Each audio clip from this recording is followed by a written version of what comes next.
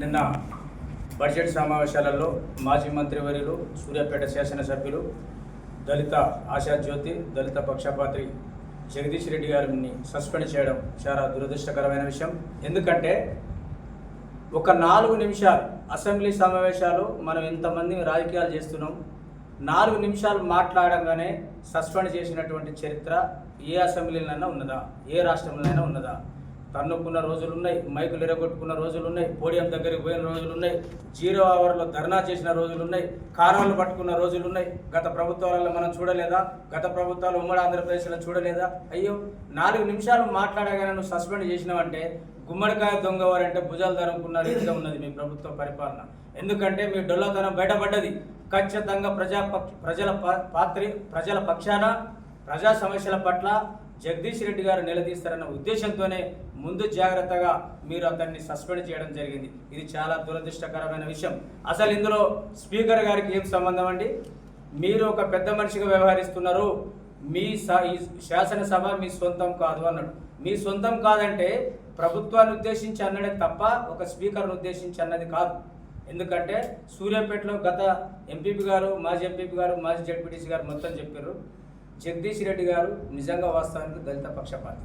ఆయనని నిన్న తెలంగాణ ప్రభుత్వము, నిన్న కాంగ్రెస్ ప్రభుత్వము అంబేద్కర్ రాజ్యాంగ నిర్మాత, బడుగు బలహీన వర్గాల ఆశాజ్యోతి, మా యొక్క త్యాగశీలి, మరి ఆయన విగ్రహం దగ్గరనే మీరు మరి ఎమ్మెల్యేలని, శాసనసభ్యుల్ని, మాజీ మంత్రులను అరెస్ట్ చేశారంటే అది ఆయనను అవమానపరిచినట్టు కాదా? మీరు ఏడనండి, అసెంబ్లీనే అవమానపరిచారు దళితుల్ని.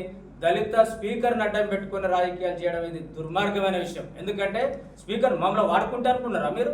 మీ ప్రభుత్వాలు మా దళితులను అడ్డం పెట్టుకొని మీరు రాజకీయాలు చేయడానుకున్నారా? ఆడ దళిత స్పీకర్కి సంబంధం ఏంటండి ఈ విషయం? అసలు స్పీకర్ వాడు వచ్చింది ఆ స్పీకర్ గారి గురించి ఎందుకు ఇది అన్యాయం? పాపం ఆ శ్రీధర్ బాబు గారు, వెంకరెడ్డి గారు, భట్టి గారు అన్యాయంగా మమ్మల్ని అంటరానితనం దళితులకు ఉంది అనేది ఆడ నిరూపించారు తప్ప ఇంకా వేరే ఉద్దేశం లేదు. ఇది దుర్మార్గమైన విషయం, మేము తీవ్రంగా ఖండిస్తున్నాం. ప్రభుత్వం ఇమ్మీడియట్లీ ఆ స్పీకర్ గారు మరి నిజంగా మీరు తప్పు చేయకుంటుంటే శాసనసభని ఒక 5 గంటలు ఎందుకంటే మీరు వాయిదా వేసారు? నిజంగా వారు తప్పు చేసి ఉంటే సీసీ ఫుటేజీలు చూడండి, రికార్డులు తొలగించండి, 3 మెన్ కమిటీ కూర్చోబెట్టండి, అఖిలపక్షాన్ని ఏర్పాటు చేయండి. తప్పు చేసి ఉంటే నిజంగానే బాజాప్తుగా ఆయన క్షమాపణ చెప్తాడు. అరే ఇదేమన్యాయమండి? ప్రజల పక్షాన పోరాటం చేస్తుంటే కూడా వారిని సస్పెండ్ చేయడం మేము ఒక దళితుల తరఫున మేము జగదీష్ రెడ్డి గారిని మేము నిజంగా ఎంకరేజ్ చేస్తున్నాం. మీరు శాసనసభలో మా పక్షాన, దళిత పక్షాన, రైతుల పక్షాన, విద్యార్థి నిరుద్యోగ పక్షాన, మహిళల పక్షాన మీరు పోరాటం చేయండి. మీరు దళిత పక్షపాతి, మీరు ఎలాంటి దళితులకు వ్యతిరేకం కాదు.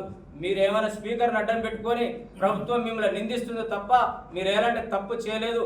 మీరు ఒక వకాలతు, మీరు ఒక వకీలు, మీరు ఎప్పుడు కూడా సబ్జెక్టు నీట్గా మాట్లాడతారని ఒక తెలంగాణ ప్రభుత్వంలో కూడా మిమ్మల్ని ప్రతి ఒక్కరు కూడా చర్చించుకుంటారు. నిజంగా ఒక వక్త జగదీష్ రెడ్డి గారు ఏనాడు కూడా అన్పార్లమెంటరీ లాంగ్వేజ్ ఉపయోగించాడు. అది జగమెరిగిన సత్యం. దీన్ని మేము పూర్తిగా తీవ్రంగా ఖండిస్తున్నాం. ఇమీడియట్లీ బడ్జెట్ సమావేశాలలో జగదీష్ రెడ్డి గారిని మళ్ళీ యథావిధిగా అసెంబ్లీకి తీసుకోవాలని మరి ప్రభుత్వాన్ని డిమాండ్ చేస్తాం.